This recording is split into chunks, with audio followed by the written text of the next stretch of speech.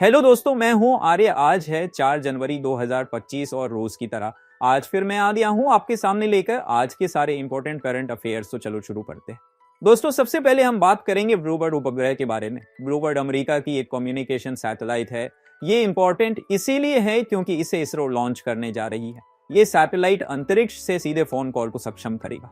यह पहली बार है कि कोई अमेरिकी कंपनी एसटी स्पेस मोबाइल इस तरह के मिशन के लिए भारतीय रॉकेट का उपयोग कर रही है। ब्लूबर्ड उपग्रह में 64 वर्ग मीटर का एंटीना होगा, जो फुटबॉल मैदान के आधे आकार का होगा।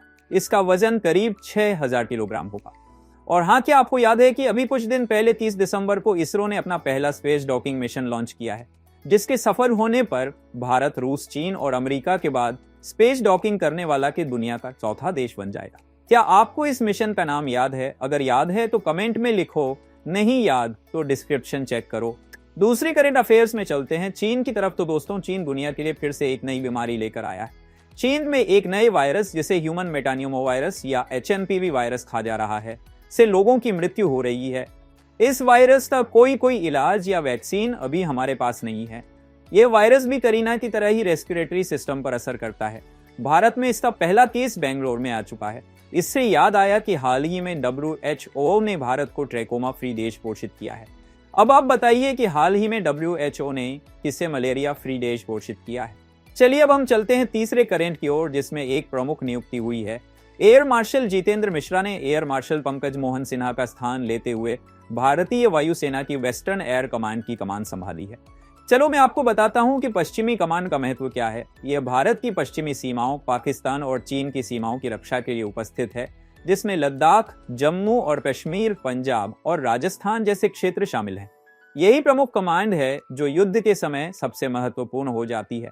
इंडियन एयरफोर्स में कुल 7 कमांड है। चलो अन्य सेना के प्रमुखों के बारे में जानते हैं। दोस्तों, भारतीय वायुसेना प्रमुख अमरप्रीत सिंह जी है, थल सेना के प्रमुख मनोज पांडे जी है और नौसेना के प्रमुख एडमिरल दिनेश के त्रिपाठी जी है।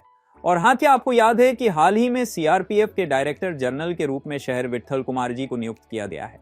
भारत के CDS कौन है? कमेंट सेक्शन में बताओ। अब आगे चलते हैं।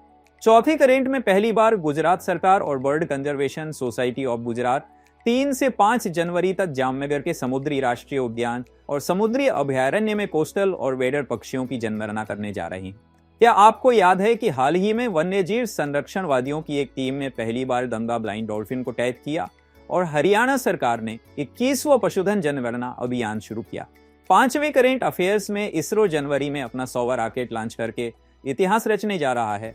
ये भारत की अंतरिक्ष यात्रा में एक महत्वपूर्ण मील का पत्थर साबित होगा। इसरो का 100वां मिशन NVS 2 उपग्रह के प्रक्षेपण के साथ पूरा होगा, जो श्रीहरिकोटा के सतीश धवन अंतरिक्ष केंद्र से GSLV F-15 द्वारा छोड़ा जाएगा। हाल ही में जो 99वां मिशन में इसरो ने PSLV-60 से SPOTX को प्रक्षेपित किया गया। SPOTX मिशन में भारत पहले बार स्पेस डॉकिंग करने जा रहा है। इसरो को कुछ लेटेस्ट मिशन ये हैं, इन्हें भी पढ़ लो। दोस्तों, भारत की पहली सैटेलाइट का नाम कमेंट में लिखो। अब अगले करंट अफेयर्स में चलते हैं। 6th करंट अफेयर्स में भारत की बड़े वनस्पति शास्त्री श्री S मणिलाल जी का 86 वर्ष की आयु में निधन हो गया है।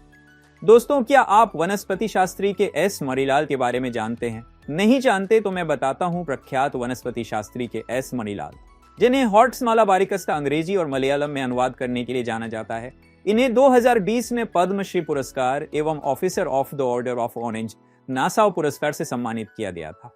उन्होंने कई किताबें, 200 से ज्यादा शोध पत्र लिखे और नई पौधों की प्रजातियों की खोज की। आपको तो पता ही होगा कि हाल ही में प्रसिद्ध संस्कृत विद्वान पियरे सिल्वेन फियोजेट का निधन भी हो गया है। 2024 की सबसे बड़े निधन ये है। इन्हें भी वीडियो पॉज करके पढ़ लो। दोस्तों, आज की अंतिम करंट अफेयर्स में स्टेट बैंक ऑफ इंडिया या SBI ने दुनिया के सामने एक रिसर्च रखी है। इस अध्ययन के अनुसार 2024 में भारत की गरीबी दर 5% से नीचे गिर गई है। रिपोर्ट का अनुमान है कि राष्ट्रीय गरीबी दर अब 4 से 4.5% के बीच है। दोस्तों, वित्त वर्ष 2024 में ग्रामीण गरीबी रेट घटकर 4.86% हो गई, जो वित्त वर्ष 2023 में लगभग 7.2% थी।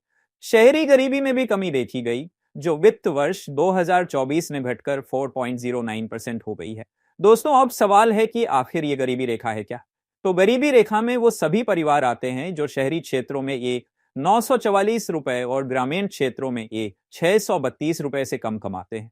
क्या आपको याद है कि 2000 मल्टी डिमेंशनल पॉवर्टी इंडेक्स के अनुसार भारत में लगभग 234 मिलियन व्यक्तियों को गरीब माना गया है।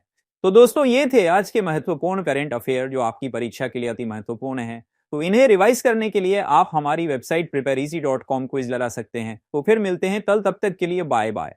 This is prepareeasy.com, and here we make your preparation easy.